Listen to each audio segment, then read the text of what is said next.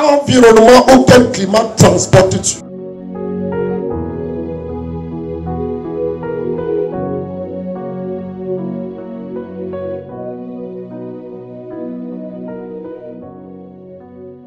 Ce que nous devons d'abord savoir est que le climat ou l'environnement est très important pour l'épanouissement de quelque chose. Tu peux avoir des capacités. Si le climat n'est pas adéquat, tu ne peux pas t'épanouir.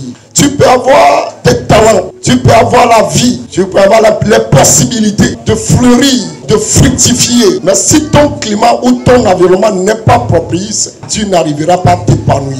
Donc le climat est très important pour l'être humain. Mais pour la plupart des cas, nous savons l'appliquer pour s'il s'agit de l'agriculture. Ou s'il faut faire l'élevage, s'il faut faire l'agriculture, des gens savent faire le calcul par rapport au climat ou à l'environnement. Mais l'être humain s'ignore lui-même quant à ce qui concerne son environnement ou son climat. Sans le poisson de l'eau, il ne peut plus vivre. Mais si tu le recueilles avec de l'eau, il est dans son environnement, il va continuer à vivre. L'homme néglige tout son environnement. Mais en tant que chrétien, nous devons comprendre que par notre nouvelle naissance, Dieu veut nous redonner notre environnement adéquat. C'est quoi l'environnement? L'environnement, c'est l'ensemble des forces spirituelles, morales et physiques qui contribuent au développement de quelqu'un. Donc quand Christ est venu sur la terre, une des choses qu'il a extrêmement poussé ou bien fait agir, c'est de restaurer l'environnement de l'humain. Quand il disait aux disciples, attendez à Jérusalem jusqu'à ce que vous soyez revêtus, c'est l'environnement qui voulait leur restaurer. Ils savaient qu'ils sont des apôtres, ils sont des serviteurs de Dieu, ils ont chacun une destinée. Mais si l'environnement n'est pas restauré, ils ont des vocations mais ne s'épanouiront pas. Bien aimé, c'est très important. Jésus lui-même passait, il est loin du Saint-Esprit de puissance. Et partout il allait, il faisait du bien. Parce qu'il transportait un climat, il transportait un environnement. Et partout il arrivait, les démons fléchissaient, les démons fuyaient. Parce qu'il transportait un environnement. Et dans cet environnement que le Seigneur transportait, la mort ne peut pas vivre. Il transportait un environnement tellement puissant, de telle manière que même si un pauvre s'attache à lui, il devient prospère. C'est un possédé s'attache à Jésus, les démons s'envolent. La personne retrouve son bon sens. Vous vous souvenez du fou de Gadara?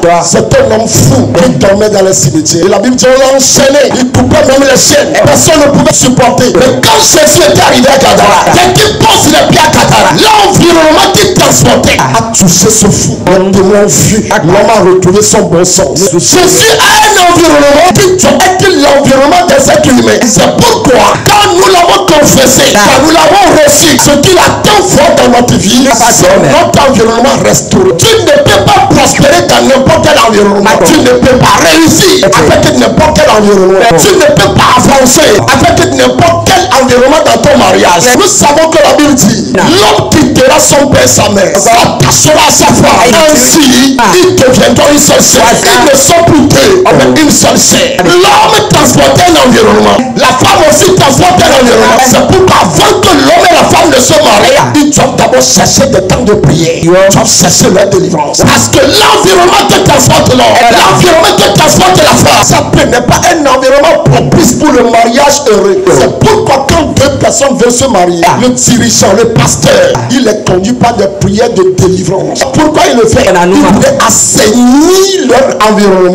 Parce que s'il demeurait dans cet autre environnement-là, ça ne peut pas aller. Vous vous souvenez de Jonas? Jonas, Dieu l'a dit, va à Ninive. Mais un vent de désobéissance l'a pris pour l'amener dans une autre nation. Et la Bible dit, ils sont entrés dans le bateau à cause de la présence de Jonas dans ce bateau-là. Le bateau allait faire naufrage jusqu'à ce que le pilote de ce navire-là a commencé à chercher la cause de la menace. Donc ils ont commencé à chercher. Ils sont parvenus à découvrir que la menace de ce naufrage est due au climat ou à l'environnement que transportait Jonas. Mais quel environnement transportait Jonas? C'est un environnement de désobéissance. Si tu marches, si tu vis avec quelqu'un qui transporte un environnement de désobéissance, tu peux avoir des capacités. Ce n'est pas toi le problème. Mais tu es en train de marcher avec quelqu'un qui a un climat qui ne peut pas te permettre de te parler. C'est pourquoi faisons attention avec qui nous allons, avec qui nous partageons nos secrets. Parce que si tu ne sais pas l'environnement que transporte de la personne, ça peut agir. Si tu vas avec ton voisin, dis avec quel environnement tu te déplaces. Écoute bien ce message. Et prie avec ce message. Les choses vont quitter ton environnement. Et tu amèneras d'autres choses. Tu seras épanoui. Dans le nom de Jésus. Marc chapitre 16, du verset 15 au verset 18. Puis il leur dit, allez partout dans le monde et prêchez la bonne nouvelle à toute la création. Celui qui croira et qui sera baptisé sera sauvé. Mais celui qui ne croira pas sera condamné. Voici le miracle qui accompagne ceux qui auront cru. En mon nom, ils chasseront les démons. Ils parleront de nouvelles langues. Ils chasseront des serpents. S'ils boivent quelque breuvage mortel, il ne leur fera point de mal.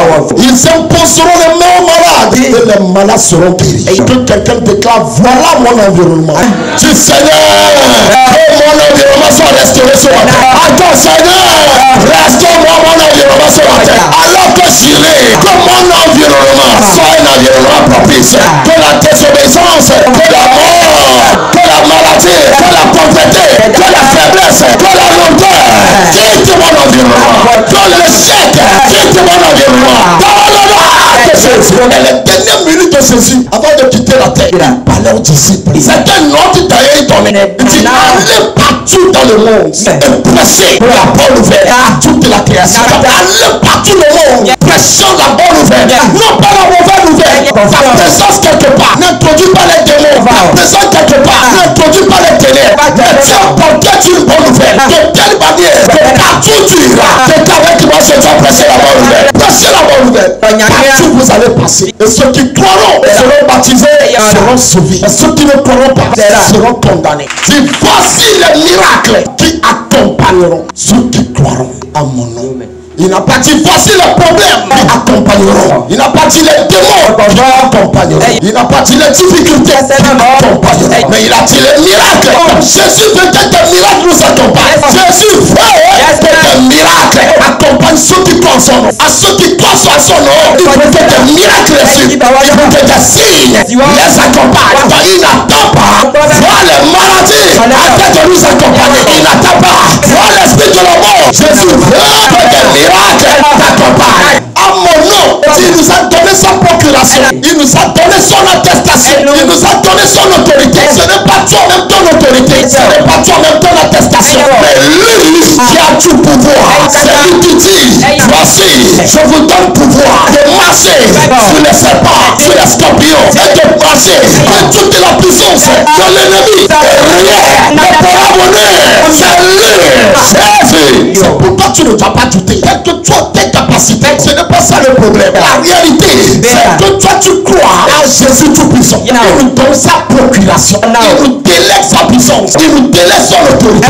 Il n'y aura pas de démon en toi jusqu'à ce qu'on dise qu'il est tout au-dessus de toi. Parce qu'au nom de Jésus, tu chasses les démons. Tu chasses les démons. Il n'a pas dit les pasteurs chasseront les démons. Il n'a pas dit les apôtres chasseront les démons. Mais tous ceux qui croiront à mon nom, ils recevront ma procuration. À mon nom Jésus, à mon autorité, par la puissance, ils chasseront les démons. Ils parleront de nouvelles langues. Ils saisiront les serpents. Le poison ne pourra pas les nuire. S'ils imposent les mains aux malades, les malades sont terribles. Voilà ton climat. Voilà ton environnement. Voilà le climat que Jésus veut que tu transportes. C'est ça que tu dois croire. Tu dois accepter ça.